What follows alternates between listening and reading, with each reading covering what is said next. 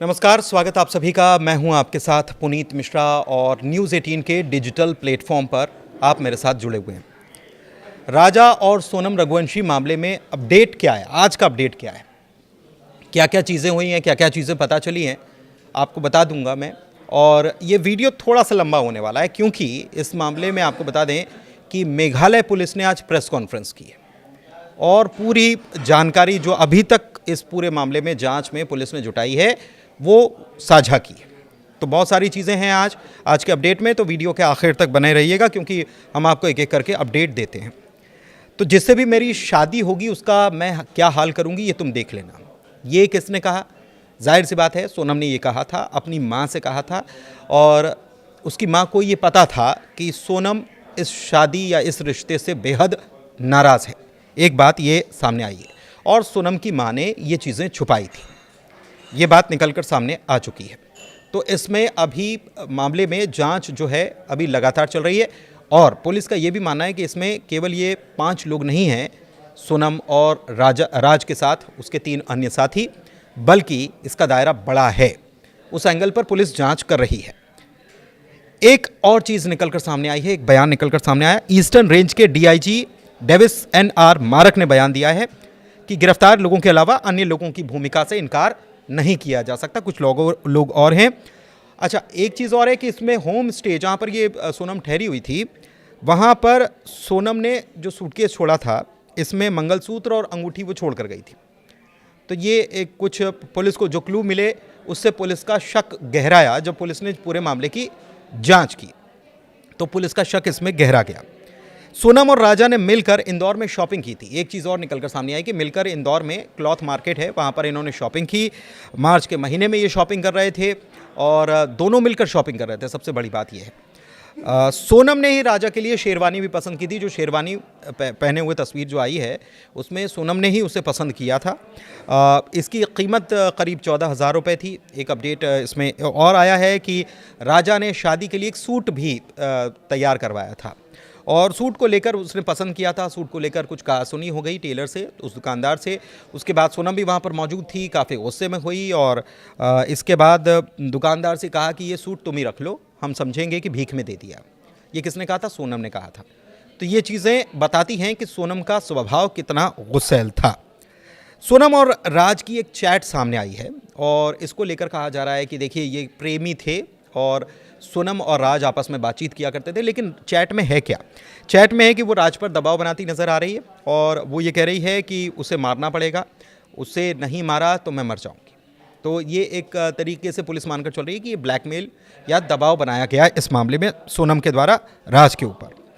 सबसे बड़ी बात यह है कि सोनम और राज दोनों पुलिस कस्टडी में 8 दिन की कस्टडी मिली है, पूछताछ की जा रही है। लेकिन अभी तक अलग अलग पूछताछ हुई है, बाकी साथियों से भी अलग अलग पूछताछ हुई है और आमना सामना नहीं हुआ है। आमना सामना होगा तो और भी चीज़ें खुलकर सामने आ जाएंगी। लेकिन सबसे बड़ी बात यह है कि राज ये कह रहा है कि मैं मास्टरमाइंड नहीं हूँ, सोनम मास्टरमाइंड है। सोनम कह रही है कि मैं मास्टरमाइंड नहीं हूँ, राज मास्टरमाइंड है, उसने ये सब कुछ किया है। और सोनम का मोबाइल अभी नहीं मिल पाया। बताया गया कि सोनम के पास कुल 4 मोबाइल थे, एक डैमेज था, ये तो आपको पता है। 3 मोबाइल्स का कुछ पता नहीं है। सोनम के पास एक मोबाइल जो था वो आईफोन भी था। किससे उसने संपर्क किया? राज के मोबाइल से तो चैट सामने आ गई है, लेकिन और चीज़ें जो हैं वो सोनम के मोबाइल से पता चलेगी। कहीं ऐसा तो नहीं कि कोई और भी उससे संपर्क में था? और वो किस किस से संपर्क में थी? वो इतना ट्रैवल उसने किया तो इस दौरान वो किस किस से बातचीत कर रही थी? ये सारी चीज़ें जो हैं ये CDR से और चीज़ों से निकल कर सामने आएंगी। और जब तक ये मोबाइल नहीं मिलता तो तब तक कोशिश कर रही है पुलिस कि जल्द से जल्द ये मोबाइल मिल जाए। 3 मोबाइल हैं और CDR एनालिसिस और SIT को सोनम के पास अलग अलग मोबाइल होने के पुख्ता सबूत मिल चुके हैं। तो मोबाइल का डेटा रिकवर करने में पुलिस लगी हुई है कि कैसे भी करके डेटा रिकवर हो जाए और चीज़ें खुलकर सामने आए। हत्यारों को कितना पैसा दिया गया है इसकी एंगल पर भी पुलिस जांच करी थी। लेकिन एक नया तथ्य सामने आया है कि ये जो सुपारी किलिंग नहीं थी, ये हम नहीं कह रहे हैं बल्कि ये मेघालय पुलिस करी कि सुपारी किलिंग का वाला मामला है ही नहीं। ये तो दोस्ती में कर दिया, सब दोस्ती यारी में कर दिया। राजा की प्रॉपर्टी पर सोनम की नज़र थी। ये कौन कह रहा है? ये राजा की माँ कह रही है कि सोनम जो थी कुछ रिश्तेदारों ने बताया था कि वो बड़ी लालची किस्म की है, पैसे की बड़ी लालची है और उसकी नज़र थी, गुस्सैल स्वभाव है, ये भी बताया था। एक चीज़ और है कि घर वालों को रिश्तेदारों ने इशारों में आगाह किया था कि ये रिश्ता आप करने जा रहे हैं तो ये ठीक नहीं है, थोड़ा सा इसके बारे में सोच लेना चाहिए। तो एक अपडेट ये भी है और उनको अब जाकर समझ में आया। सोनम के बारे में अपडेट ये भी है कि 26 मई से, यानी कि जब उसने घटना की 23 तारीख और उसके बाद फिर वो इधर उधर गई और 25 तारीख को वहाँ से चली, 26 मई से 8 जून तक, मतलब जो वो पकड़ाई गाज़ीपुर में, उसके एक दिन पहले तक इंदौर में ही थी। 14 दिन उसने इंदौर में बिताए, ये भी बात निकलकर सामने आ रही है।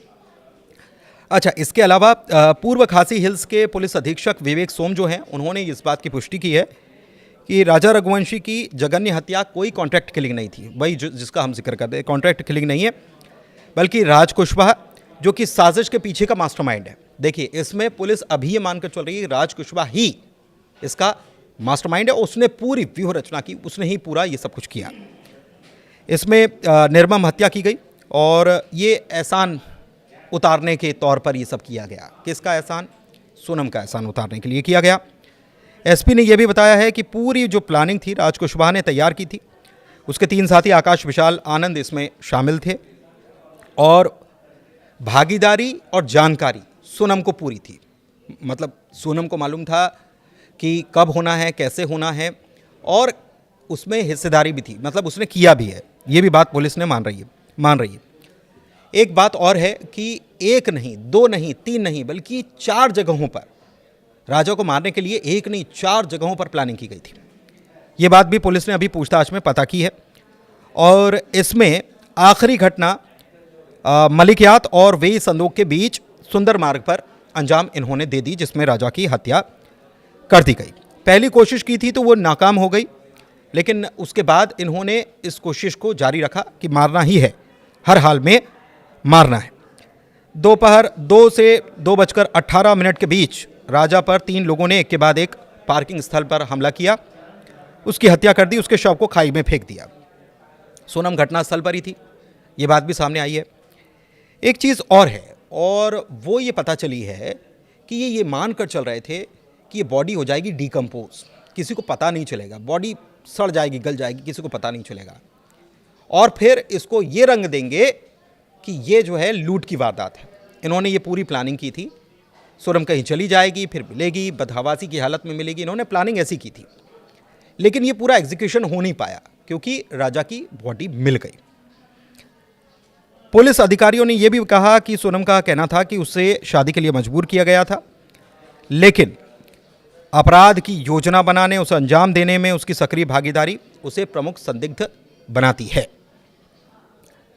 इसके अलावा जांचकर्ताओं ने यह भी माना है कि राज ने शादी से करीब 11 दिन पहले ही हत्या की साजिश रचना शुरू कर दी थी। मतलब राज जो मास्टरमाइंड पुलिस बता रही अभी, उसकी प्लानिंग जो है वो 11 दिन पहले से ही शुरू हो गई थी और मौत का नाटक वही जो मैंने आपको बताया कि सोनम को गायब करने की प्लानिंग थी, बॉडी डिकम्पोज हो जाती और ये करते कि शायद उसकी कोई दुर्घटना हो गई है, उसमें उसकी मौत हो गई है, फिर वो घायल अवस्था में मिलती। इस प्रकार की इनकी प्लानिंग थी।